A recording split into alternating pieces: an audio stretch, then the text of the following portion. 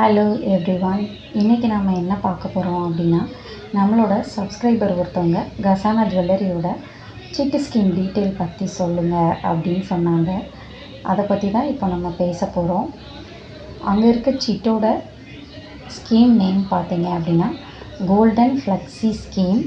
Hi friends, இன்றைக்கி நம்ம என்ன வீடியோ பார்க்க போகிறோம் அப்படின்னா, நம்மளோட சப்ஸ்கிரைபர் ஒருத்தவங்க கசானா ஜுவல்லரியோட சிட்டு ஸ்கீம் டீட்டெயில் போடுங்க அப்படின்னு சொல்லி கேட்டிருந்தாங்க.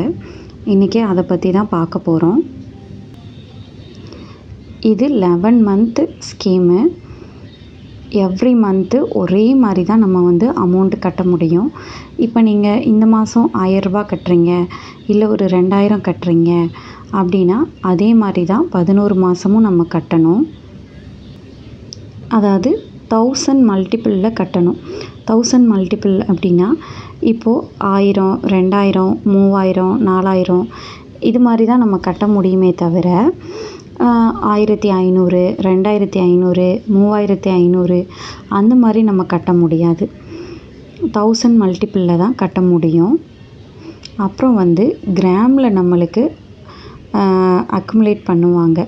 கிராமில் வரவு வைக்கிறது ரொம்ப பெஸ்ட்டான ஒரு ஸ்கீம்.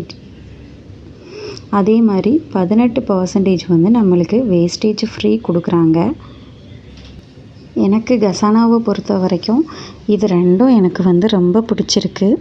எப்படின்னா, கிராமில் வைக்கிறதும் 18% நம்மளுக்கு பெனிஃபிட் கொடுக்கறது. இப்போது நிறைய ஷாப்பில் இந்த மாதிரி பண்ணுறதில்ல. கிராமில் வச்சா வேஸ்டேஜ் நம்மளுக்கு கம்மி தான் கொடுக்குறாங்க. ஒருவேளை வேஸ்டேஜ் கொடுத்தா கிராமில் வைக்க மாட்டேங்கிறாங்க, அமௌண்ட்டில் தான் அக்குமுலேட் ஆகுது. ஆனால் இந்த கடையில் நம்மளுக்கு இது ரொம்ப பெனிஃபிட்டான ஒரு இது.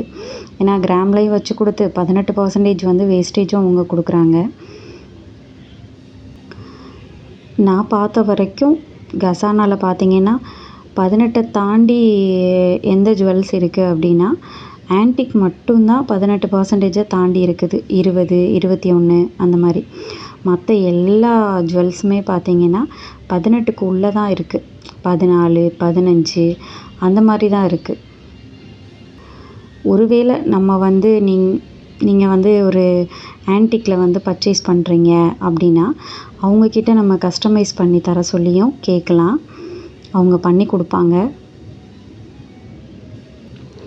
11 மந்த் நம்ம கட்டினதுக்கப்புறம் 12th மந்த்து தான் நம்ம பர்ச்சேஸ் பண்ண முடியும்.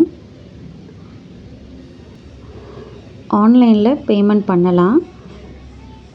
அவங்களுக்குன்னு கசானா ஆப்புங்கிறது இருக்குது. கசானா ஆப்லேயே நம்ம பேமெண்ட் பண்ணிக்கலாம். நம்ம இப்போ பேமெண்ட் பண்ணுறப்போ நம்ம இப்போது பேமெண்ட் ஆகிறதுக்கு முன்னாடியே நமக்கு எத்தனை கிராம்ஸ் வரும் அப்படிங்கிறதெல்லாம் நம்ம ஆப்பில் போய் நம்ம செக் பண்ணி பார்த்துக்கலாம். டெய்லி அப்டேட் பண்ணுவாங்க. ஆப்லேயே வந்துடும் இன்றைக்கி ரேட் என்ன அப்படிங்கிறது. டெய்லி காலையில் ஒரு 10 o'clockலாம் அப்டேட் பண்ணிடுவாங்க. யூடியூபர்ஸ் யாரும் சொல்கிறாங்க அப்படிங்கிறதுக்காக நீங்கள் ஜாயின் பண்ண வேணாம். ஒரு டைம் நீங்கள் போய் ஷாப்புக்கு போயிட்டு விசிட் பண்ணி பார்த்துட்டு உங்களுக்கு பிடிச்சிருந்தா ஜாயின் பண்ணுங்கள். இப்போ நம்ம ஜாயின் பண்ணிட்டோம்.